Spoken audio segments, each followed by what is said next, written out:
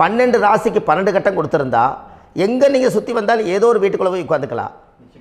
ஆனால் ஒரு வீடு சுத்தமாக இருக்குது, ஒரு வீட்டில் 4 கிரகம் இருக்குது, ஒரு வீட்டில் 3 கிரகம் இருக்குது, ஒரு வீட்டில் 5 கிரகம் இருக்குது, ஒரு 3 வீடு 4 வீடு காலியாக இருக்குது. அப்போ எங்கேயோ ஒரு ராசி கட்டத்துக்குள்ளேயே கடவுளுடைய கர்மா விளையாட்டு, அது ரகசிய விளையாட்டு தான்.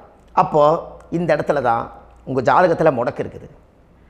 இந்த முடக்கை நீங்கள் எப்படியெல்லாம் அதை ஆராய்ச்சி பண்ணி கண்டுபிடிக்க முடியும் அப்படிங்கிற ஒரு விஷயத்தை தான் இன்றைக்கி நம்ம இந்த உலகத்துக்குள்ளே இதை நுழைக்க போகிறேன்.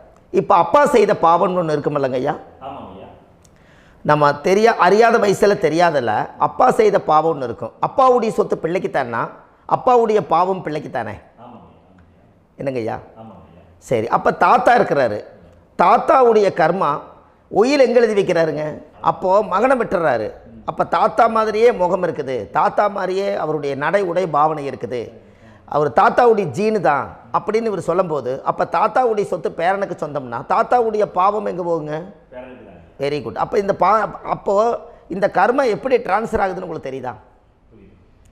அப்போ நீங்கள் போன பிறவியில் அந்த தாத்தாவுடைய பேரனை நீங்கள் பிறக்கிறதுக்கு கர்மம் உங்களை செயல்பட வச்சுருக்குது.